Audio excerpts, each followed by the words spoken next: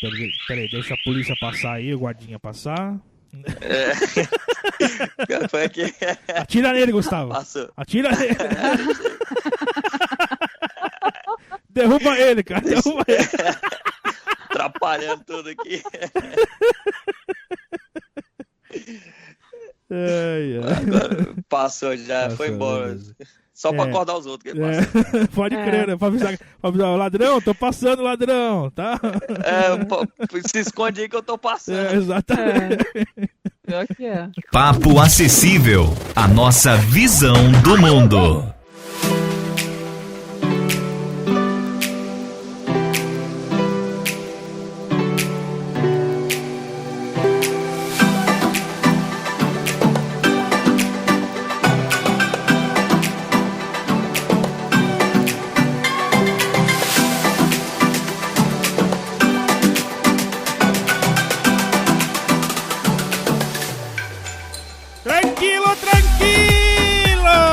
Sou Fernando Scalabrini, está começando mais um Papo Acessível. Eu estou aqui com ela, diretamente das areias cariocas, ela que está tentando tirar o pombo da cabeça do Cristo, Renatinha Fonseca. Tentando acertar o alvo, que é o pombo bem. na cabeça do Cristo, gente. Vou tentar aprender hoje como é que faz isso. Muito bem, muito bem. E hoje nós temos um convidado muito especial, diretamente de Brasólia. Nós temos ele, Gustavo Arqueiro Cego. Seja muito bem-vindo, Gustavo. Obrigado, boa noite, Fernando. Boa noite, Renata. É um prazer poder bater um papo aí com vocês. Maravilha, o prazer é nosso. E nós vamos entender, dona Renatinha, o que é esse arqueiro? Por que arqueiro cego, hein, dona Renatinha? Estou querendo entender, Fernando Scalabrini, como um cego pratica tiro com arco. A primeira pergunta que eu tenho pra você é o seguinte, eu quero entender, existem vários tipos de arco e flecha? Existe, sei lá, você usa especificamente o arco inglês, o arco brasileiro, o arco, sei lá o que, existe isso ou não? Cara, o arco, ele tem algumas categorias dentro dele, né? Tem o arco recurvo e o arco composto. Eles funcionam não só no Brasil, né? Então é universal. Em todo o mundo funciona como o arco recurvo e o arco composto. São as categorias principais. Gustavo, só para eu entender exatamente o que você falou, é arco recurvo e arco composto, é isso? Isso. São duas categorias diferentes dentro do tiro com arco. Aí compete separado. O arco recurvo, ele é um arco que tem lâminas, né? Duas lâminas que você puxa e eu acho que vai ficar, desculpa aí, mas acho que vai ficar complicado assim explicar. Não, tudo bem. Pessoal, mas eles têm muita diferença entre eles, entre o recurvo e o composto, assim, visualmente, na pegada, velocidade. Tem, porque o arco recurvo aí é tipo uma explicação para quem entende bastante, assim, porque o arco recurvo ele é tipo formado em 3 peças. Ele tem um punho, que é onde você segura ele. Tá. Aí tem uma lâmina que você encaixa em cima e outra embaixo. Aí vem uma corda da lâmina de cima até a lâmina de baixo. Aí você encaixa a flecha nessa corda e você puxa ela. O arco composto, ele é uma peça inteira só. Ele não tem essas 3 divisões. Entendi. E o arco composto, ele é disparado com um gatilho. Então você puxa ele e você aperta esse gatilho para disparar. No arco recurvo, para você disparar, você tem que dar abrir a mão para soltar a corda. E no composto você puxa, trava a flecha e solta com gatilho, é isso? E solta com gatilho. Aí eu acho que essa explicação vai ficar assim meio confusa pro pessoal que não... Porque as pessoas não entendem muito, né? Resumindo, Gustavo, então, pelo que eu estou entendendo, a gente, você já enxergou também, né, como nós já. Aqui, e a gente tem uma imagem clássica daquele arco e flecha lá do índio, né? Aquela coisa. Isso. Pelo menos parecido com aquilo, não tem nada a ver. Ele é bem semelhante, só que aquele do índio ele é uma peça inteira, né? Mas o formato é o mesmo. Aí a diferença do composto é essa, porque ela tem um gatilho que você dispara com esse gatilho. Você aperta ele dispara a flecha. E pra quem tá começando... justifica mais a palavra tiro, né? Porque ele fica mais preciso também. Uhum. E pra quem tá começando, qual que seria o mais indicado? Esse recurvo ou composto? É o recurvo, porque o recurvo ele é mais fácil de você dominar ele. Ele tem... Entendi. Porque quando você puxa a corda, essa corda ela é medida em libras. Então você dá pra diminuir tipo a potência de 18 libras. Então ele fica, quando você puxa essa corda, ela é bem levinha. Aí quanto mais vai aumentando a libra, essa corda que você puxa ela é pesada pra caramba. Aí você... Entendi. Aí... Tá, mas deixa eu voltar então pro começo, porque eu já comecei perguntando de especificidade e tal, né, Rê? Eu acho que eu acabei entrando num papo técnico, e o que a gente quer saber é como, Katsu, você entrou nessa sendo cego. Que aí dá pra falar um pouco de como eu faço pra tirar, da base, dá pra ter uma noção assim meio mental de como faz. Eu comecei no esporte por conta da dificuldade de arrumar emprego. Então, muitas empresas que eu trabalhava, eles me deixavam sem fazer nada. Aí eu acabei chegando a um certo ponto que eu desisti de pouco de procurar emprego e acabei migrando pro esporte. Não vai me dizer que você queria matar alguns aí no arco e flecha. Não. Descontar a raiva dos caras aí. Não me arrumou emprego, espera só um pouquinho, vou te mandar uma flechinha já aí, viu?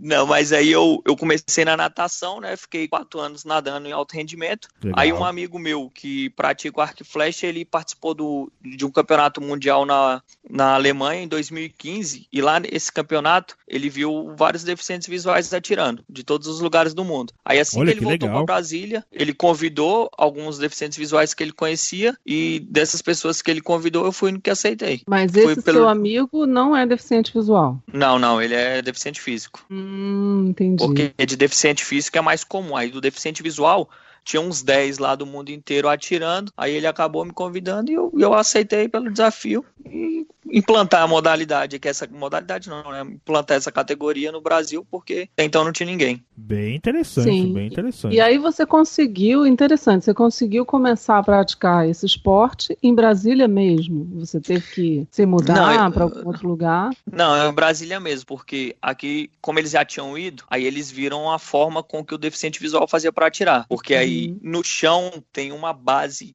onde eu entro nessa base tipo com os pés, que aí tem 2 pauzinhos que me dá a noção da abertura que eu tenho que dar nas pernas para ficar... Ele já te dá a posição das pernas já na base que você pisa. Isso. Aí o técnico vem, monta essa base no chão, onde eu venho, entro com as pernas. Aí eu levanto o braço esquerdo e olho para a esquerda, que é em direção ao alvo. Aí nessa minha mão esquerda, no dorso dela, tem um tripé, e nesse tripé ele tem um parafuso. Então eu encosto a minha mão no dorso da minha mão, eu encosto nesse parafuso que está alinhado com o centro do alvo, esse parafuso. Olha. Aí o resto é postura e concentração, corporal. né? E concentração também, né? Pra você não tremer, né? Isso, porque qualquer desviozinho que você der no corpo, inclinaçãozinha, ela tira a flecha não só da parte ali do alvo, tira do anteparo inteiro, que é onde fica o alvo, é o anteparo, né, que é um cavalete. Então, qualquer desviozinho que você der, a flecha passa e vai pro mato. Gustavo, você podia ser cirurgião também, né? Caramba! Não, mas peraí. Mas antes disso, deixa eu assim, cá entre nós. Só entre nós. Quanto, assim, ninguém tá ouvindo, tá? Quanto você matou treinando? Só pra gente saber. Quantos coelhos, quantos cachorros? Matar não dá pra matar não, porque o espaço onde treina tem tipo todo um espaço de segurança. Legal. Aí tipo lá no final tem um barranco, tem todo um esquemazinho lá que não permite com que a flecha faça. Mas tem até um caso engraçado a ceguinha lá da... Acho que ela é da Inglaterra. Aí o cara batia o sininho pra ela saber onde que tava o alvo, né? Isso é propaganda. Uhum. Aí ela atirava tudo no amarelo. Aí passa o carteiro atrás e bate o sininho. Ela vira o arco e atira.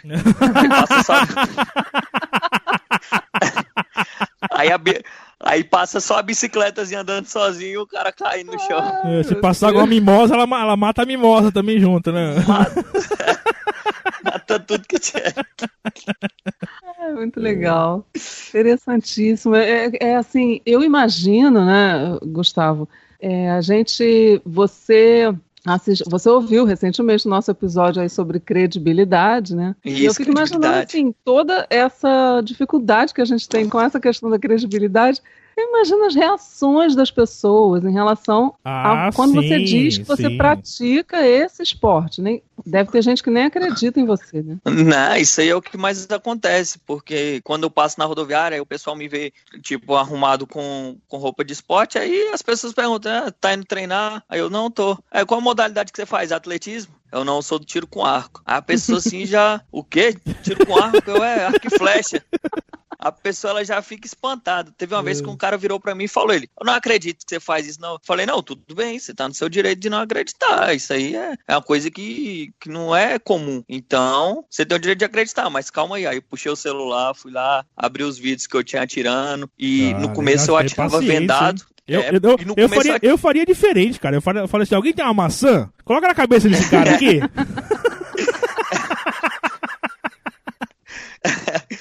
Lá no meu treino, lá o técnico fala desse jeito. O pessoal chega lá, ele vai apresentando. Não, aquele cara ali não enxerga. Aí todo mundo duvida. Aí ele, não, pega uma maçã, bota na cabeça e vai lá, fica lá na frente lá pra você ver se não acerta. Dá vontade às vezes de falar assim pro cara, não, você treina um treino, de quê? De escopeta, cara. Você tiro de 12. Né? Vem aqui. Vem aqui que você vai ver a precisão.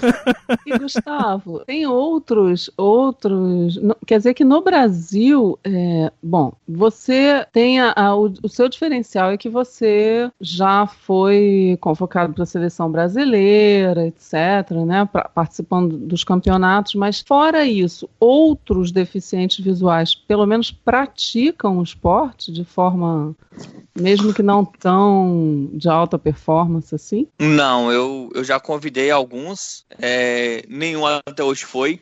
Lá em Belo Horizonte, eu recebi a informação um dia desses aí que tem 2 lá que começaram a praticar. Legal. Mas até então eles não participaram de competição oficial, nem nada do tipo. Mas a informação que eu tenho é que eles já estão treinando. Então já é um bom começo, né?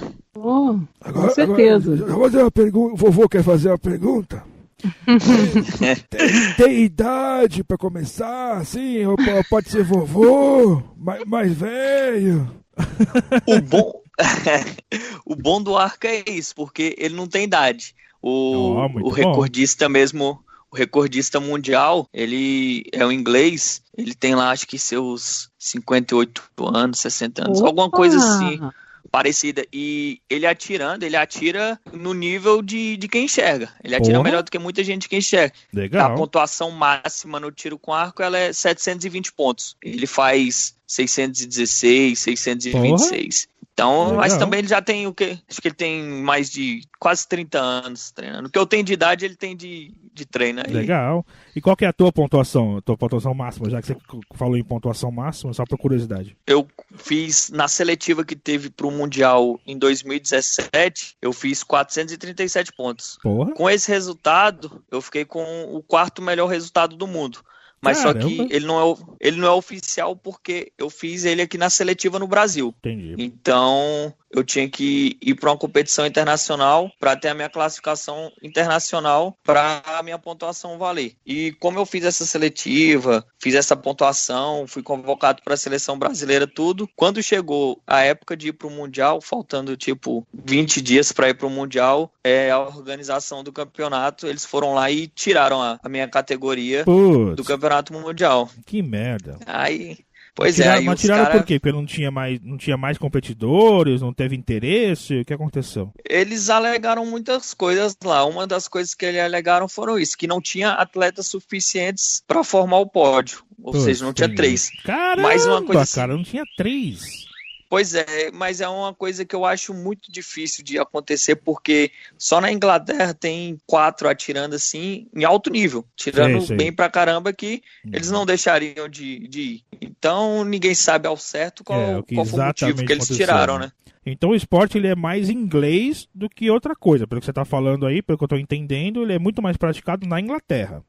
A melhor escola que tem de cegos é na Inglaterra. Lá tem muitos... e treinando assim, competindo em alto nível, tem uns 4, 5, mas aí também tem na Itália, tem uns 2, 3 na Itália, tem na Austrália. Legal. Estados Unidos também tem uma equipe boa. Deve ter uns 6, 7 países no mundo inteiro já com essa categoria. Você, então, pelo que você contou pra gente, você saiu, você deixou, meio que se desiludiu com o mercado de trabalho convencional, né, com uma carreira convencional, e partiu para o esporte, que pelo jeito é uma vocação que você tem, né?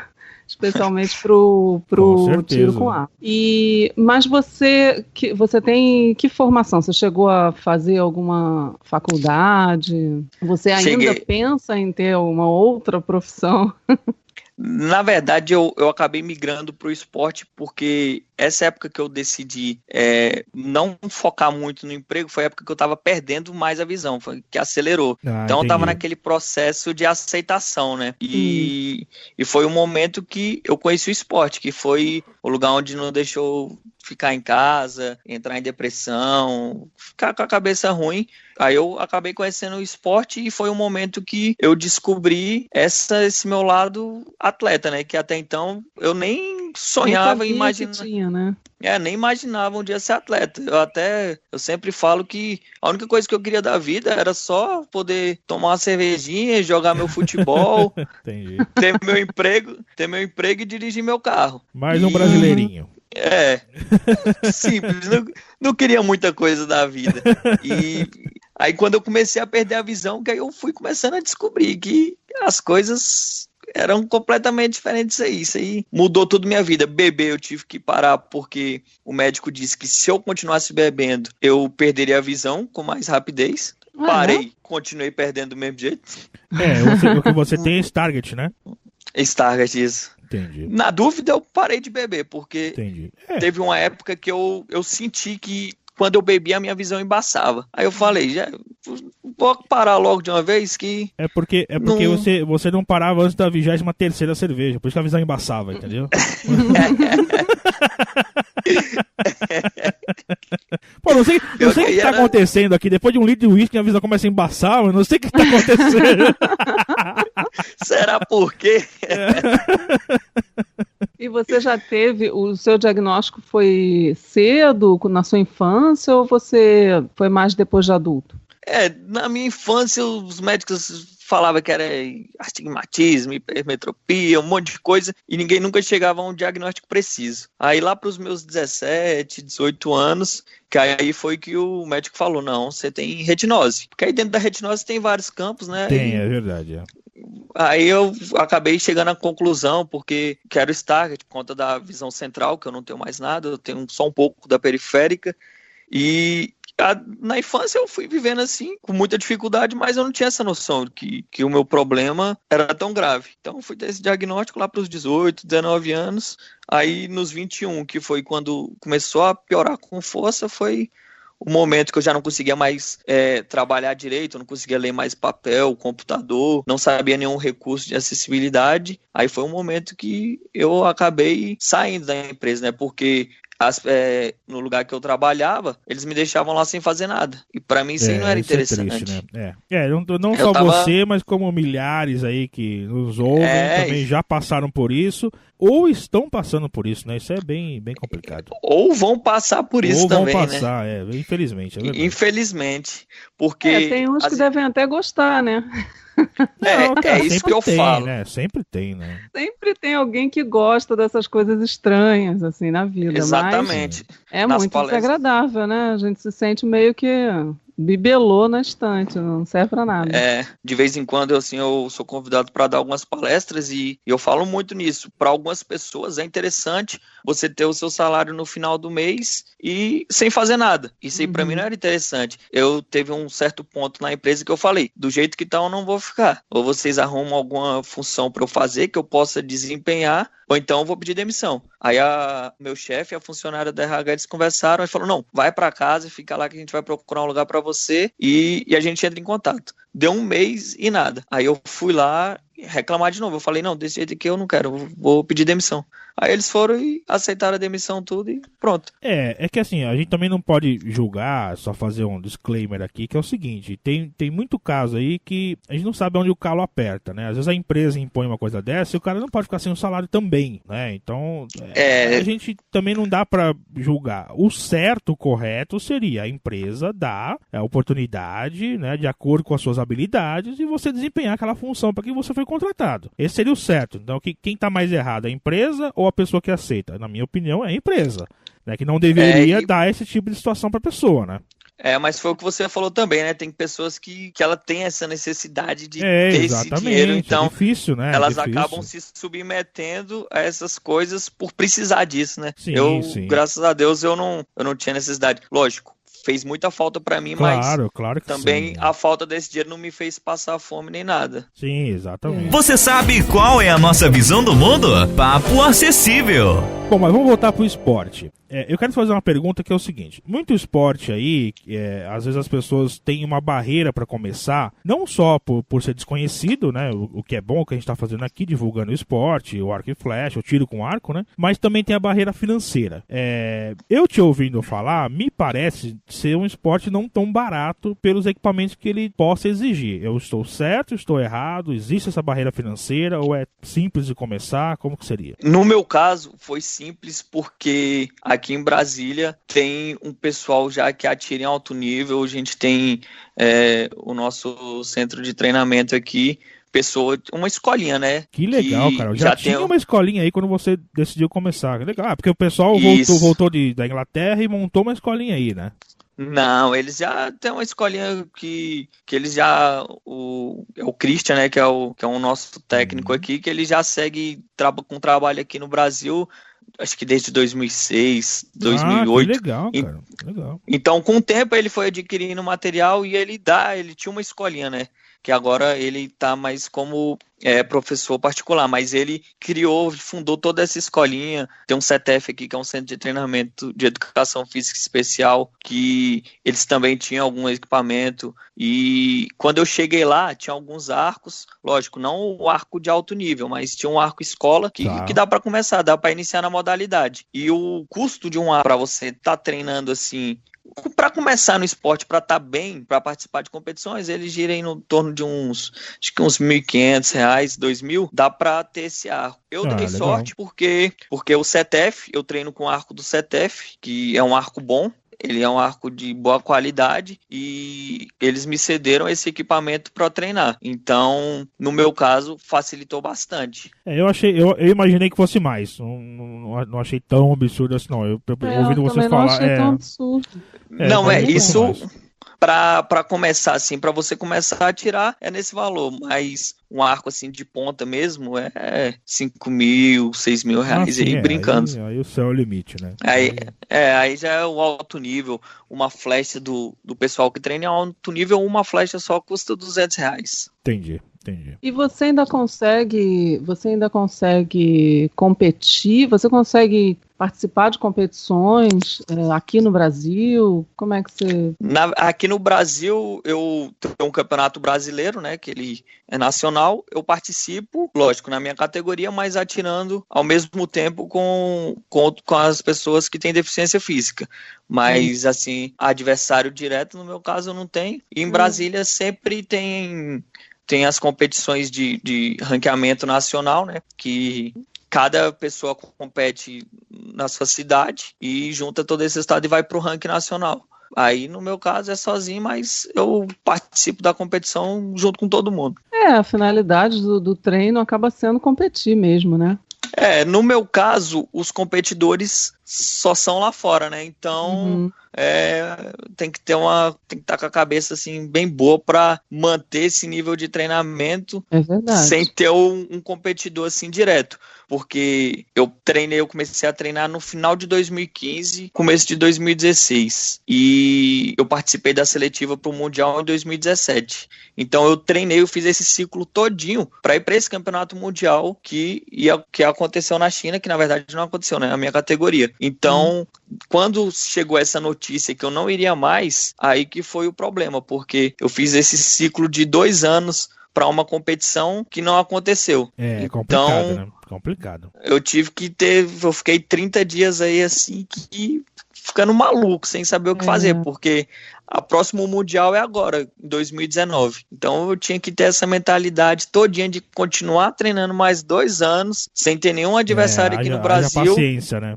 Pois é, isso aí é... Motivação, né? Falta motivação, exato, de repente. exatamente. Se você não tiver muita vontade mesmo. E você treina com os olhos vendados?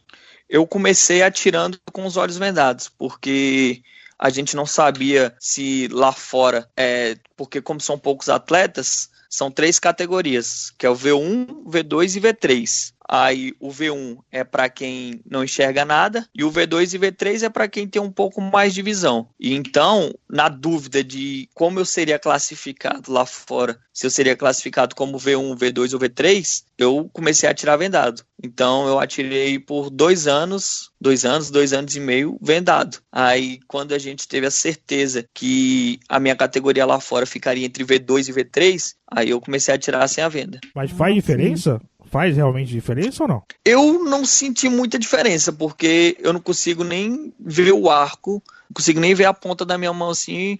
Então, se o arco isso tá que eu ia perguntar, todo. porque a tua visão, pelo que você contou pra gente em off, é o quê? De 3 a 5%? Você seria parecida com a minha, mais ou menos. Isso, e tem um agravante de ser a periférica, né? Porque exato. é uma visão que ela não tem foco, não tem nada. Então, no meu tiro, ela não resolve, não faz tanta diferença vendado ou sem venda.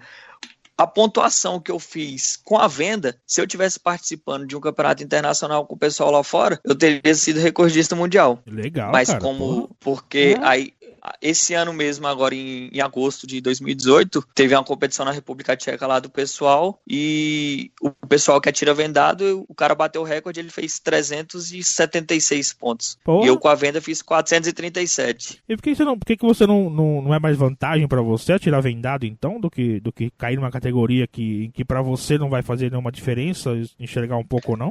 Pois é, esse é o problema de chegar lá e eles não permitirem que eu atire na categoria abaixo, por conta de ainda ter um resquício visual. Entendi. Aí... Gustavo, me diz uma coisa, você falou que tem algumas competições fora do Brasil e que aqui pra você é difícil a competição porque não tem competidor, né? Tem poucos aí praticantes do esporte. Existe convite pra você participar dessas competições lá fora? Se existe, por que você não vai? É realmente falta de patrocínio? Como é que funciona essa parte? Essa é uma boa pergunta, porque lá fora acontecem algumas competições, deve acontecer 2 ou 3 por ano na minha categoria. Tem a dificuldade de patrocínio, certo. Porque uma inscrição para uma competição do tiro com arco, ela gira em torno de uns 250 euros. Certo. Então fica aí quase R$1.000 só de inscrição, que na inscrição é a inscrição da competição, a hospedagem, a alimentação e o transporte interno lá. Então gira em torno de 1.000, algumas chegam a 1.500. E euros, fora a passagem, né? Euros, né? Não, na verdade é R$1.000, R$1.500. R$1.000 você conseguiria participar da competição, ficar hospedado, alimentação, pagar a inscrição, é isso que você tá falando? Isso. Entendi. Aí esses 1.500, só que eu tenho que levar um acompanhante. Não tem como eu chegar lá, porque aí tem que montar material. E na competição tem que ter um técnico atrás de mim falando onde eu tô atirando. Então, depois que eu dou o tiro, o técnico vai chegar e vai falar, a flecha bateu no vermelho às 3 horas. Então eu sei que ela tá ali no vermelho, o vermelho tá perto do amarelo e foi à direita. Então eu tenho que ter esse técnico. Então esses 1.500 já pula para 3.000. Sim, e fora a passagem, né? Porque uma passagem para a Europa geralmente as competições são na Europa. Inglaterra, Itália. Sim, estamos falando de R$4.000 de passagem, R$5.000 de passagem, dependendo da época, né, e tal. Exatamente, aí 2 passagens, no mínimo aí 8.000. Então 8.000 com mais esses 3.000 é 12.000 no mínimo aí. Estamos falando uns 15.000 para você viajar tranquilo, né? Sim, estamos falando de uns R$15.000. Realmente acaba se tornando caro porque não tem como você realizar isso aqui no Brasil, né? Mas exatamente, Entendi. Você falou de tem que ter um técnico atrás, né? Tem que ter um técnico junto, tá, uma pessoa para te ir orientando. Você falou de cor. Como que é montado como que é o alvo? O centro do alvo é o quê? Amarelo? Pelo que eu entendi, amarelo, em volta do amarelo é vermelho, e depois, como é que é? Isso, o alvo, ele é amarelo, vermelho, azul, preto e branco. Aí, legal. Dentro do amarelo, ele tem uma divisão. O amarelo vale 10 e 9 pontos. Aí tem uma divisãozinha, tem uma linhazinha aqui dessa diferença, do 10 e do 9. Aí o vermelho, 8 e 7. Aí o azul 6 e 5, o preto 4 e 3 e o branco 2 e 1. Essa é a sequência de pontuação. Essa diferença de pontuação aí, quanto mais pro centro é 10, um pouquinho mais pra fora seria 9, é isso que ele tá dizendo? Isso. Aí dentro do amarelo tem uma bolinha, né, que eu acho que ela, não tem um tamanho preciso dela, mas acho que ela é do tamanho de um CD, e dentro desse amarelo tem um xizinho, que é o centro do alvo. Sim, que ela justamente é o na mosca, né? Exatamente, é o na mosca, esse daí é o que dá toda a diferença. Entendi. E quantas vezes você já acertou na mosca? Na competição que eu fui melhor, eu acho que eu acertei 3, porque a competição... Parabéns. Mas só que a competição era 72 flechas atiradas, né? Não, tudo bem, porra, pra um cara que não tem competidor no Brasil, né, que começou há pouco tempo atrás, acertar na mosca sem enxergar, puta que pariu, parabéns, cara. Você tem muito pouco tempo, Gustavo, de treino, eu acho interessante, você evoluiu muito rápido, né, mesmo considerando que você não tem tantos competidores e tal. E me diz uma coisa, que tipo, você precisa de algum tipo de preparo, de condicionamento físico, algum tipo de treino fora o tiro em si? Musculação, natação é importante para dar esse condicionamento, porque eu treino cerca de 2 horas e meia, 3 horas por dia. Então, você tem que ter um preparo muito bom. E na competição, você tem que disparar 72 flechas. Então, você atira a primeira rodada com 6 flechas, vai lá, conta a pontuação no alvo, aí volta, e atira de novo. Então, você faz isso aí um total de 12 vezes. Caraca. Aí você atira 6 rodadas de 6 flechas, aí dá um intervalo e depois volta para mais 6 rodadas de 6 flechas. Isso aí dura em torno de umas 3 horas na competição. Aí, Soninho, quero ver você não emagrecer, hein, Soninho? Quero ver você não emagrecer. Soninho, vamos fazer o seguinte, eu sei que você não pode participar hoje aqui, né? Eu vou falar pra Rê, pro Gustavo, você que tá ouvindo. Soninho, vamos treinar isso aí, hein, Soninho? Botar uma maçãzinha na tua barriguinha, tá? Maria. Quando ele botar um escudo. Exato. Soninho, bota um colã, tá? Colã, uma maçãzinha e eu vou treinar em você, tá bom, Soninho? Se não gritar é porque acertou a maçã. Exatamente. Se ele falar, ai, acertou algum lugar errado. Aí já viu, né? Acertou algum lugar que não era pra acertar. Pra gente encerrar, Gustavo, eu gostei bastante, gostei mesmo. Acho que tem uma boa probabilidade de eu procurar isso aí, eu acho bem interessante. Apesar de eu estar fora dos esportes aí já faz um bom tempo, né? Porque eu fui perdendo a visão lá pelos meus 25 anos de idade. Então o esporte que eu pratico hoje, com muito afinco, é levantamento de Coca-Cola 2 litros, entendeu? E arremesso de bituca, entendeu? Então tá meio ruim o negócio. Tá um pouquinho distante, mas você chega lá. Chega lá. Então, assim, eu que não conheci o esporte, não sabia que isso era possível, por onde eu começo? Claro que você que tá ouvindo aqui Papo Acessível já tem um norte aí, né? Mas por onde eu começo? Pra quem eu ligo? Qual site que eu digito? O que eu faço? Me ajude, por favor. Tem que procurar a federação, né, de onde você mora. Aqui, no caso, em Brasília, a gente tem a FETARCO Brasília, que é a Federação de Tiro com Arco aqui de Brasília. E cada um tem que procurar a federação da sua região, conversar com o pessoal e ver como é que eles estão lá. Mas você está supondo que tenha a federação em tudo quanto é lugar. E tem mesmo ou corre o risco de não ter, né? Tem. São Paulo tem, Rio de Janeiro tem, Ceará tem. Entendi. No Sul tem, eu não sei quais as regiões lá, mas no Sul tem algumas federações também. Tem vários lugares aí que tem a federação. Legal. Aí cada um tem que procurar a sua federação, ir lá conhecer, ver se eles têm arcos para poder disponibilizar para começar o treino, se vai ter alguns instrutores qualificados para começar esse treino, ou então entrar no site da CBTarco, que lá diz direitinho quais são as federações, onde tem essas federações, e pode ser que aí tem que ir lá conversar, ver como é que faz pra ver se... Fala o site pra gente, soletra o site pra gente, depois se você não pegou aí, você tá aí desviando de buraco na rua, não esquenta não que vai estar no post aqui, tá? Mas soletra pra gente o site aí, Gustavo. É CBTarco, CBTARCO.com.br. Aí lá é porque CBTarco é a Confederação Brasileira de Tiro com Arco. Então lá vai ter as federações todas. Aí só entrar em contato com a federação mais próxima aí da sua região e conversar lá, procurar, falar que tá querendo iniciar na modalidade e ver o que acontece. Legal, cara. Muito, muito obrigado pela sua presença aqui. Cara, eu não fazia ideia que dava para atirar com arco e flecha sendo cego. Achei nem eu, muito Fernando, né? nem eu. Vou fazer o seguinte, eu e o Glauco treinamos aqui no Rio. Olha. Você e o Sony treinam aí, depois a gente se encontra, tá? Olha! Boa ideia. Que tal? Tem Boa mulher ideia. fazendo isso, Gustavo? Boa pergunta. Tem várias mulheres. Lá onde eu treino mesmo tem uma cadeirante, tem uma amputada, tudo praticando. Caramba, que perigo, que perigo! Não perigo.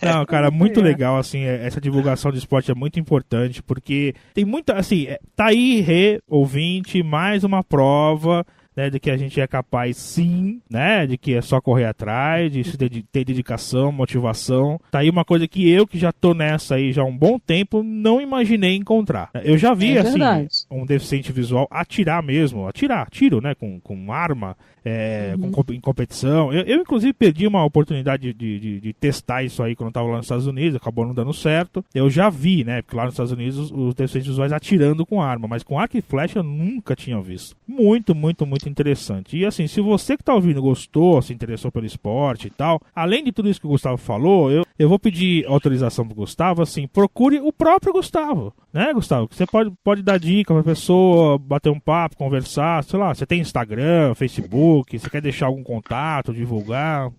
Tem sim, qualquer lugar que você botar aí Gustavo Arqueiro Cego vai aparecer lá. Tem um YouTube que tem lá Gustavo Arqueiro Cego, Facebook também, eu tenho uma página no Facebook, Gustavo Arqueiro Cego. Muito bem. Instagram também, tudo Gustavo Arqueiro Cego, que botar lá vai aparecer um cego lá atirando. Muito bem. O canal do YouTube tem até uma entrevista que você fez pro Globo Esporte, né, Gustavo? Isso, essa é uma matéria comigo, foi bem na época que eu tinha sido convocado para a Seleção Brasileira e tudo.